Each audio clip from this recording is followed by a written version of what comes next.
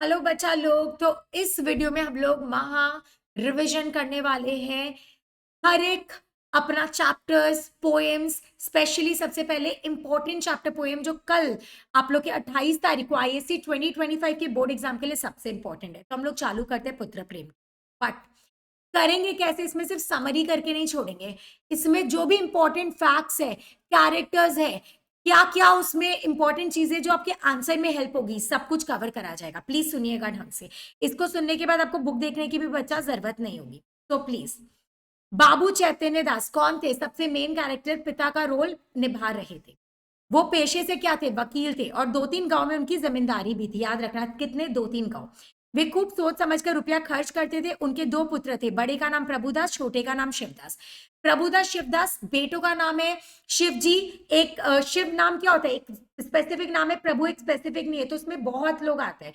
तो जिसमें बहुत लोग आते हैं वो बड़े हो जा रहे सपोज, और जो एक है वो छोटे। ऐसे याद रख लेना, प्रभुदास बड़े, शिवदास छोटे। दोनों कॉलेज में पढ़ते थे। कहाँ? कॉलेज। दोनों में केवल एक श्रेणी माने एक स्टैंडर्ड का डिफरेंस था। दोनों चतुर और होनार थे। दो याद रखना, इनका विशेषण क्या है? चतुर, होनार।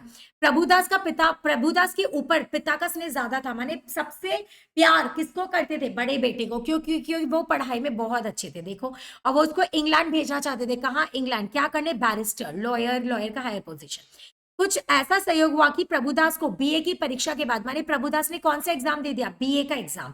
और उनको फीवर आने लग गया, ज्वर जिसको बोलेंगे। 1 महीने तक डॉक्टर आए, सब कुछ चेक कर रहे हैं। दूसरे डॉक्टर का भी इलाज शुरू हुआ, बट कुछ भी नहीं हो रहा है, परिमाण नहीं है, परिणाम नहीं आ रहे। एक दिन डॉक्टर साहब ने बाबू चैतन्य दास को बोला कि उनको शक है कि इनको तपेदिक हो गया। तपेदिक बीमारी का नाम है ट्यूबरक्लोसिस। और दोनों वर्ड का स्पेलिंग तुम्हें पढ़ना है। चिकित्सक ने विश्वास दिलाया, माने जो भी डॉक्टर्स है, कि अभी फेफड़ों तक असर नहीं हुआ, माने लंग्स तक असर नहीं हुआ। इसीलिए उनका अच्छा होने की आशा है, माने अभी भी आशा है कि ठीक हो जाएंगे। 3-4 महीने में स्वस्थ हो सकते हैं, परंतु ठीक होने के बाद भी मानसिक परिश्रम, माने पढ़े लिखे, ये सब नहीं हो सकता। चैतन्य दास यह पूछने पर कि वो क्या पढ़ पाएंगे या कुछ हो पाएगा, तो वो बोला कि शायद नहीं। फिर पूछा गया कि इनको बोला गया था कि कोई ठंडे स्थल पर भेज दो, क्योंकि ठंड में इसका रोग का जो डिग्री होता है, प्रकोप होता है, वो कम होता है। तो उन्होंने पूछा सैनिटोरियम में भेज दे। सैनिटोरियम पहले क्या होता था? हिली एरियाज में होते थे, इसीलिए पूछा गया। किसने पूछा? पापा ने पूछा। तो कैसा रहेगा? तो चिकित्सक बोले कि ठीक होने की पूरी आशा तो नहीं बोल सकते, भेज भी सकते हो।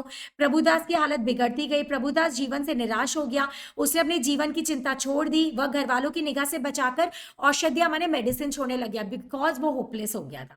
चिकित्सक ने परामर्श दिया कि इन्हें इटली के सैनिटोरियम में भेज दे। कहाँ? इटली। और खर्चा होगा, कितने साल रहना है? 1 साल। कितने साल रहना है? 1 साल, और 3,000 खर्चा होगा, याद रखना।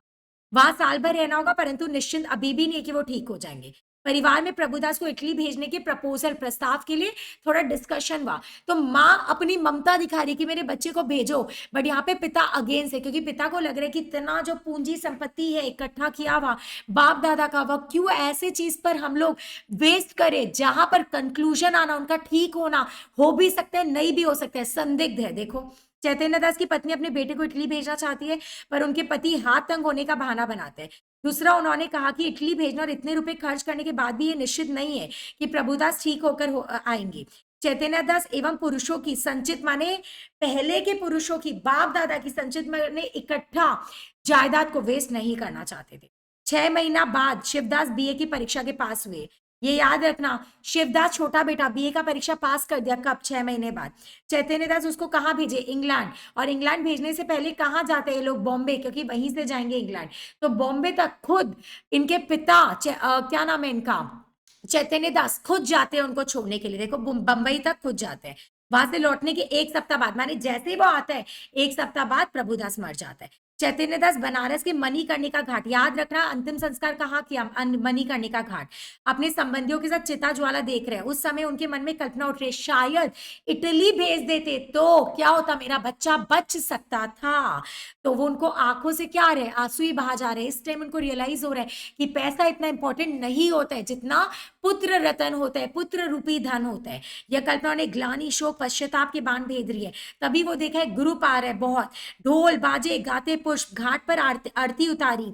उनमें से एक युवक आकर चैतन्य दास के पास खड़ा हो गया। बातचीत के दौरान उस युवक ने बताया कि उसके पिता की मृत्यु हो गई। पिता की अंतिम इच्छा थी कि हमें मणिकर्णिका घाट पर ले जाए। कई 100 आदमी साथ गए, कितने 100, यहां आने तक सैकड़ों उठ गए, सैकड़ों माने पैसा। पर मैं सोचता हूँ बूढ़े पिता की मुक्ति तो मिल गई। कौन बोल रहे? बेटा जो आया था वहां पे। युवक ने बताया 3 वर्षों तक इलाज कराया, वैद्यों ने जो काज किया। युवक का एक साथी बोला, मानी युवक का कोई रिलेटिव है, वो बोला भगवान बेटा दे तो ऐसा दे। इसने सारी पूंजी उड़ा दी, परंतु अपने पापा को बचाने का कोशिश किया। युवक ने बताया कि पैसे का हाथ का महल है, सारी जिंदगी सॉरी यदि जिंदगी है तो कमा खाऊंगा। मन में संतोष तो है कि पिता को बचाने के लिए कुछ कसर नहीं छोड़ी। यही एक मेन लाइन है। जब तुम अपना 100% करते हो ना, जैसे अभी भी, कल तुम अगर अपने एग्जाम के लिए 100% दे रहे हो तो मैं गिल्ट नहीं रहेगा। पर अगर अभी भी तुम मस्ती कर रहे हो, कुछ सुन नहीं रहे हो, ढंग से एफर्ट्स नहीं दे रहे हो, तो एक गिल्ट रहेगा। काश मैं थोड़ा सा पढ़ लेता तो भाई मेरा 97 98 आ जाता। मैं तो कहता कोई हमारा सारा घर द्वार ले ले। वो बच्चा बोल रहा है, केवल दादा माने पिता का बोल सुना दे। बाबू चैतन्य दास सर झुकाए, सर झुकाए। क्यों गिल्ट हो रहा है भाई? युवक का एक एक शब्द तीर जैसा था। इस घटना का उनके हृदय पर ऐसा प्रभाव पड़ा, ऐसा असर हुआ कि उन्होंने सैकड़ों रुपए उनके अंत्येष्टि माने अंतिम संस्कार में उड़ा दिए। लगता है कि उनके दुखी चित्त की शांति के लिए केवल यही उपाय बचा था। माने वो इतना दुखी थे तो उनकी मन की शांति के लिए क्या था? यही उपाय था कि अंतिम संस्कार तो भाई अच्छे से कर लेना। तो यहाँ पर एक चीज होता है कि जो अपने चैतन्य दास थे वो हमेशा ये देखते थे कि पैसा खर्च होने से पहले मेरा भला हो रहा है, सामने वाले का किसी का भला नहीं होता है, तो वो कला घोट देते हैं। जो उन्होंने ये भी अप्लाई इस केस में किया।